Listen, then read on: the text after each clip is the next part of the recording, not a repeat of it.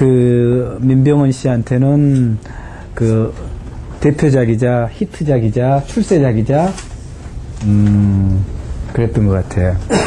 요거 앞에 민병헌 씨 작업이 제일 먼저 했던 게 이제 별거 아닌 풍경, 땅을 찍었던 건데, 땅에서 별거 아닌 풍경을 바라보면서 그 다음부터 별거 아닌 게 뭔가.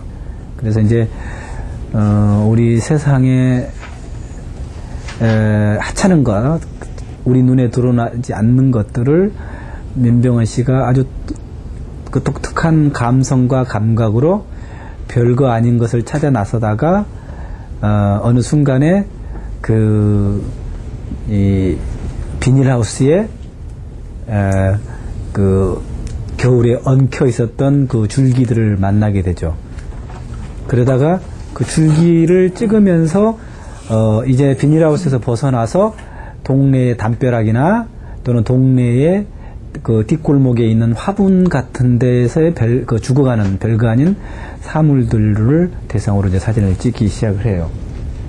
이제 그게 그 화랑이 저기 인사동에 아니 사간동에 있는 무슨 화랑이었던가 그 화랑에서 전시를 했는데 그 전시를 보고 우연치 않게 우리나라에 그 예국 그 여류 사진 평론가 분이 오셨어요. 저는 미국에 있었는데 그때 4년쯤 아마 됐을 거예요. 민병헌 씨가 이 잡초 시리즈를 전시한 게. 그런데 그분이 어떤 분이냐면 아틴 아메리카라는 굉장히 유명한 그 미술 전문 잡지가 있었는데 그분이 그 잡지에다가 민병헌 씨 전시 리뷰를 한 줄에, 그러니까 한 칸에 한 패러그래프를 했는데 그걸 보고 외국 사람들이 이제 민병헌 씨를 컨택하기 시작한 거예요. 그때부터. 그래서 민병헌 씨가 미국을 향해서 간 거예요. 그래서 오늘날 이제 민병헌 씨가 오늘 중앙일보에도 고본창, 민병헌 둘이 나왔지만 결국 민병헌이라는 사람을 세계 속으로 나가게 해주고 용기와 자부심과 작가로서의 입지를 구축해 준 것이 이 잡초 시리즈다. 잡초 시리즈. 그래서 이 잡초 시리즈가 제가 보기로는 민병헌 씨 사진 중에서 가장 에너지와 열정과 또 굉장히 스트레이트하게 찍은 사진인데 요 이후로 이제 민병헌 씨가 조금 애드립이라 할까요? 자신감에서 이제 자기식으로 이제 사물들을 끌어당기는데 그 이후로 나오는 눈 시리즈라든지 안개 시리즈라든지 이런 것들은 제가 보기로는 민병헌 씨가 최대 열정으로 한 작품이라보다는 이제 뭐랄까요, 이제 어느 정도의 그 힘이 왔을 때 가볍게 이제 어느 정도 능력이 발휘돼서 찍어지는 작품이어서 이렇게 같은 사진이라도 사진 속에서 그 열정이 드러나 있습니다. 가장 한 작가의 빈티지라고 그런다는 것은 한 작가의 전성기 때 만들어진 사진이 빈티지로서 되게 더 의미가 더 큽니다. 외국에서 어떤 작가의 작품을 살 때 그 작가의 전성기가 언제 전성기 때 사진이 어떤 것이냐. 로버트 프랭크 같은 경우도 미국인이 전성기예요. 그 많은 작업을 해오지만. 그래서 민병헌 씨 경우도 아마 아무리 세월이 지났지만 민병헌 그러면은 이 잡초 시리즈가 민병헌의 대표작으로 남을 것이다. 왜? 가장 열정을 다해서 혼신을 다해서 찍었던 게 때문에 그때의 열정이 그 시간성이 사진 속에 다 들어있다는 거죠. 이후에 오늘 저도 카이스트에 가서 흐름하고 안개를 봤지만 그리고 민병헌 씨가 던졌던 지상에 나왔던 몇 가지 이야기도 나왔지만 저는 저한테 개인적으로는 큰 공감을 느낍니다. 그러니까 하나의 그 권투 선수가 챔피언이 올라가기 전까지 챔프가 되기 위해서 열정이 그 다음에 챔피언이 됐을 때 올라오는 것은 다 방어전들이에요. 챔피언 이후로 나오는 전시들은 방어전 전시라고요. 그래서 방어전은 어디서 냐면 테크닉에, 그러니까 챔피언으로서의 테크닉에 쏜다고요. 어떤 건지 소화낼 수 있는 테크닉. 그래서 챔피언이 됐을 때 사진이 즉 제가 말하면 잡초했다고 이해하면은 좋을 거라는 거. 잠깐 제가 작업에 대해서 민병호 씨 작업에 대해서 이야기를 했고요. 오늘 우리가 사진미학 추상의 의미 둘레주로부터 둘레주가 말한 추상론이란 뭐냐? 둘레주가 사진의 추상을 이야기했다는 이야기는 아닙니다. 둘레주가 추상에 대한 이야기를 했는데 우리가 그 둘레주의 추상을 추상론이라고 한다면 과연 사진의 경우는 우리가 사진에도 추상 사진이 있기 때문에 그렇다면 우리가 사진에서도 추상이라고 말을 하고 추상사진이라고 한다 그러면 과연 이 추상사진과 여기서 말하는 추상이 둘레주가 말하는 추상과 어떻게 다를 것이냐. 추상이라는 말이 이것은 사전적 의미에서 공통성을 가져야 되지 않겠느냐. 그래서 우리가 지금까지 알고 있는 추상의 의미와 둘레주가 말하고 있는 추상의 의미, 또 추상이라는 말을 형용사로 다 붙여 있는 것들, 추상회화, 추상미술, 우리가 말하는 추상화, 또는 흔히 말하는 우리가 이 상황에서 알다고도 모를 추상적인 것, 이런 추상의 의미는 무엇이냐. 그리고 그것을 압축해 가면 이제 우리가 사진에서의 추상의 의미와 추상사진의 또 다른 본질의 모습을 찾아가는 것이 오늘 우리가 공부할 둘레주의 추상론이에요. 먼저 여러분들이 이것을 굉장히 어렵게 읽었을 거라고 생각이 들어요. 왜냐하면 제가 둘레주의 추상론을 공부할 때 저도 어렵다 생각이 들었는데 지금은 안 어려워. 이제 안 어렵다는 이야기는 너무 익숙해져 있기 때문에 다른 사람이 어려울 거라고 분명히 하면서도 저한테는 요점은 요거기 때문에 요 정도만 알면 쉽게 둘레주의 추상도 이해를 하고 우리가 추상사진의 본질도 알 수 있고 추상의 의미를 알 수가 있을 텐데 아마 여러분들이 이걸 읽었을 때는 상당히 어려울 것이다. 어려웠던 첫 번째 이유는 둘레주가 어려울 거예요. 둘레주가 어렵고 그 다음에 둘레주가 말하는 추상이 어렵고 그 다음에 제가 말을 어렵게 썼고 그 다음에 또 하나 구체적으로 하나의 사진 가지고는 추상사진의 패러다임 즉 샘플로서는 불충분하다는 거죠. 사진 하나 가지고는 말하기는. 그래서 오늘 그 우리가 추상의 의미는 지금까지 우리가 공부했던 것보다는 좀 더 난해한 미학에서도 철학 영역으로 올라가는 부분이기 때문에 조금 좀 길을 집중해서 들어야 되지 않을까 생각을 합니다. 먼저 둘레주가 누구냐. 여기 제가 둘레주는 포스트 구조주의자라고 했는데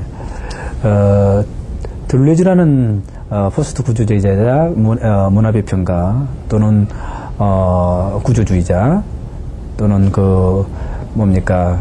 둘레주는 철학, 프랑스 철학의 하나의 그 대변가 한 리더죠. 둘레주.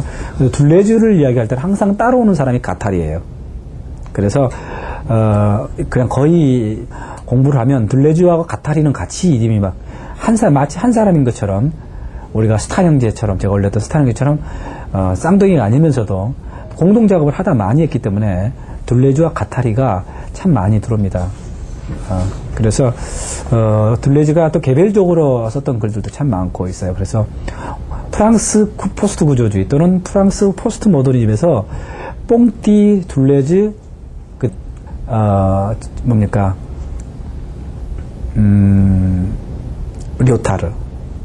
료타르 이렇게 세 사람이 거의 프랑스 현대 철학의 굉장히 중요한 버팀목들이 해요. 둘레주가. 그래서 이 둘레주가 추상에 대한 이야기를 미술사 맥락에서 던졌을 때 제일 먼저 누구의 그 작품을 보냐면 잭슨 펄록의 선에 대한 의미를 나름대로 철학적 의미로 다가간 것이 결국은 추상론, 둘레주 추상론의 모토가 된 거죠. 여기 책에도 써져 있지만 둘레주가 추상을 말하고 추상의 본질을 말하고 그것을 미술의 영역, 즉 형상의 영역으로 첫 번째 패러다임을 삼았던 것이 바로 잭슨 펄록의 추상 표현, 드립 페인팅이에요. 여러분들이 알다시피 잭슨 펄록은 올 오버 페인팅이죠. 평면밖에 없는 겁니다. 이 캔버스를 바닥에 하고 물감을 뿌리는 거죠. 여기는 깊이가 없어요. 그리고 all over, 소위 파사드가 있죠. 지금 여기서 우리가 보면 이걸 만약에 우리가 민병헌의 잡초의 경우를 둘레주 추상에서 지금 둘레주 추상을 말하지 말고 먼저 잭슨 펄럭의 추상 표현에서의 그 드립 페인팅은 이 형태를 잭슨 펄럭은 뿌리는 거죠. 뿌리는데 이 뿌리는 형태가 all over예요. 화면 가득에 계속해서 형상이 없는, 즉 구상이 아닌 구상의 반대가 추상으로 우리는 지금 이해되고 있는 겁니다. 여기서 첫 번째 우리가 지금 둘레즈가 브레이킹을 걸고 싶은 것은 추상이란 구상의 반대편에 있는 게 아니다. 우리가 해야에서 추상과 구상, 그러면 추상은 눈으로 형태를 분식해서 구별해서 그게 뭔지를 아는 것은 구상의 영역에 속하는 겁니다. 추상의 영역은 우리가 형태를 알 수 없어서 그것이 사물의 어떤 것인지 알 수 없을 때 우리는 추상이라고 말하는 거예요. 그래서 일반적으로 해야에서는 추상과 구상은 반대했는데 비구상이 하나 있어요. 비구상. 이 비구상은 분명히 추상의 영역도 아니면서 구상의 영역도 아닌 것을 우리가 비구상이라 합니다. 어떤 형태가 있는데, 즉 이것이 우리가 큐비니즘이라고 말하기 쉽죠. 큐비니즘은 비구상의 영역에 있는 거예요. 추상도 아니고 그렇다고 해서 구상도 아닌 것이 큐비니즘에 들어오는 것들이죠. 그래서 확실하게 구상과 추상이 확 나눠지는 게 중간 접점에서 비구상도 있다는 것이 말씀드리고 드려야 될 것 같고, 이렇게 오늘 우리가 공부하는 것은 둘레즈가 평면회화, 즉 추상 표현의 all over 안에 들어와 있는 것, 깊이가 없는 상태에서 화면 프레임이 있죠. 이 평면에서의 어떻게 추상이 형성화될 것인가를 지금 우리에게 설명하는 첫 번째 출발점이 잭슨 폴록의 선의 의미를 가져줘야 된다는 거죠. 둘레즈는 이렇게 말합니다. 추상은 구상이 아니라는 게 아니다. 그러니까 추상이라는 것은 구상적이지 않다는 말이 아니라는 것이죠. 여기 반대하는 거예요. 추상은 구상일 수도 있다는 겁니다. 그러니까 구상 반대가 추상이 아니라는 것이죠. 단도직입적으로 이분화시킬 수는 없다는 것이죠. 둘레즈 추상론에 의하면. 추상은 형태를 가지고 있다는 거예요. 비자연적이다. 그럼 이건 비결정체라는 이야기입니다. 자연이니까 스스로 잘자 그러려니에요. 스스로 어떤 형태를 가지고 있는 것이 자연인 겁니다. 자연은 원이에요. 원을 각을 쳐버리면 사각이 되는 겁니다. 이 사각은 인간이 만든 도형이에요. 인간만이 만드는 형이 사각이에요. 그래서 자연적이라는 것은 결국은 우리가 말하는 것은 어떤 형태가 그대로 갖춰져 있는 것이고, 인공적으로 만든 것은 사람이 원래 자연의 형태를 인공화시켜서 소위 삭제시켜서 추상화시킨다는 의미가 되는 거거든요. 어떤 형태가 없는 게 아니라. 추상은 구상의 반대도 아니고 구상과의 단절도 아니고.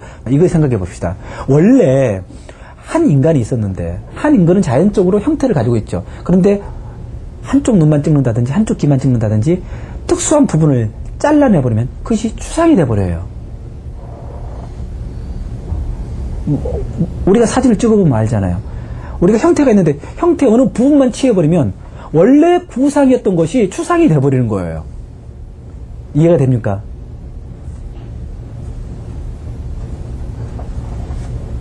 우리 사람의 얼굴이 구상인데 눈만 크게 찍어버리면 이게 눈인지 머리인지 모르고 그게 추상하게 돼버리는 거예요. 원래 귀는 구상인데 귀 속을 갖다가 크게 찍어버리면 마이크로로 찍는다든지 이상하게 찍어버리면 추상이 돼버리는 거예요. 원래 구상이었던 것이. 이것은 잘려나감이에요. 즉 구상을 단절시켜버리는 겁니다. 원래 구상했던 것을 단절시킴으로써 추상화시켜버리는 거예요.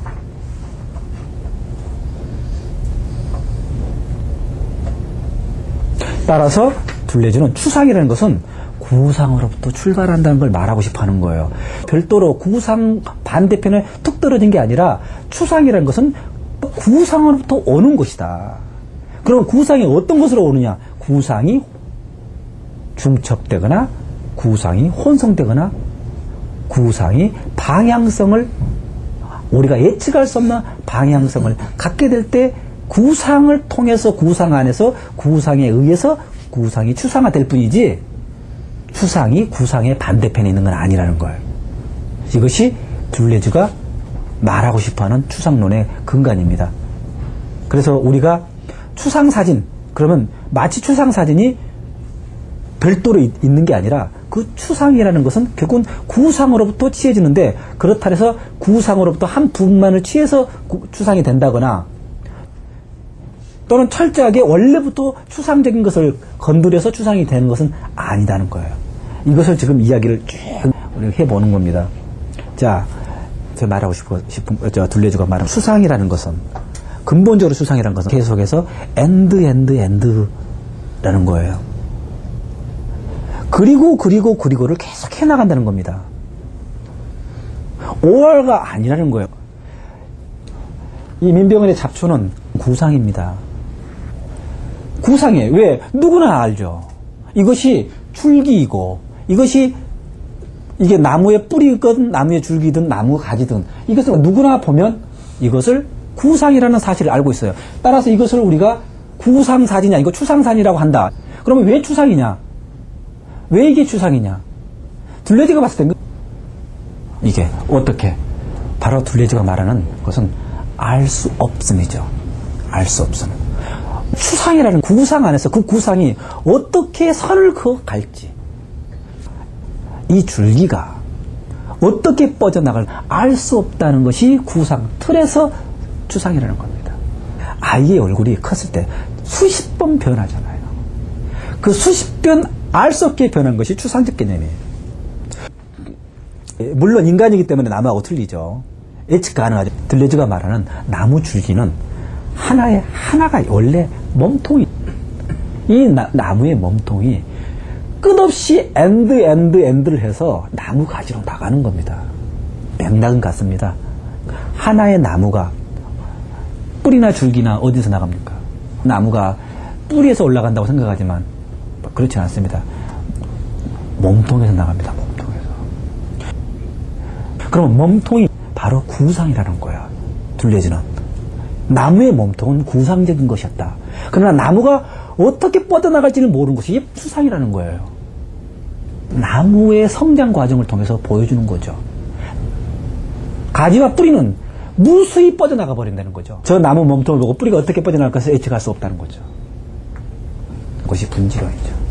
여기서 보는 겁니다. 자, 여기 다시 민병헌 사진으로 돌아가서 보죠.